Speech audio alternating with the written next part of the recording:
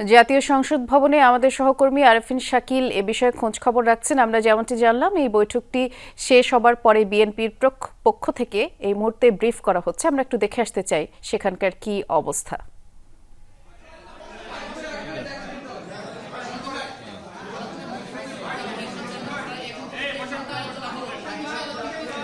সেটা আপনি যা বলুন।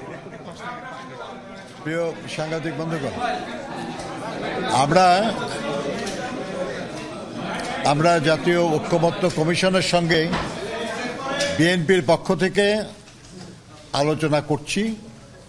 আলোচনা অব্যাহত আছে, মোটামুটি ভালো এগুচ্ছে। বেশ কিছু বিষয়ে আমরা কাছাকাছি এসেছি, বেশ কিছু বিষয়ে আমাদের দ্বিমত আমরা বলেছি।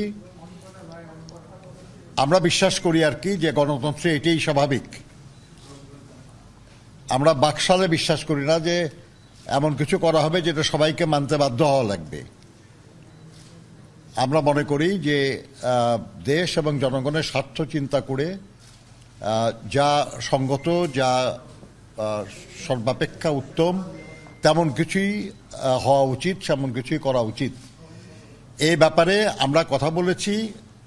আমি খুব জরুরি, আপনারা জানেন যে আজকে আব্দুল্লাহ আল নোমান সাহেব আমাদের শ্রমিক দলের প্রেসিডেন্ট ছিলেন, বিএনপির ভাইস চেয়ারম্যান, ওনার একটা স্মরণ সভা, ওখানে যাওয়া লাগতেছে। আমার মহাসচিব সাহেব থাকবেন। তো আমাদের স্থায়ী কমিটির সদস্য জনাব সালাউদ্দিন সাহেব, উনি আছেন, সালাউদ্দিন আহমেদ সাহেব, উনি আপনাদের সঙ্গে এই ব্যাপারে বিস্তারিত কথা বলবেন। ধন্যবাদ আপনাদেরকে।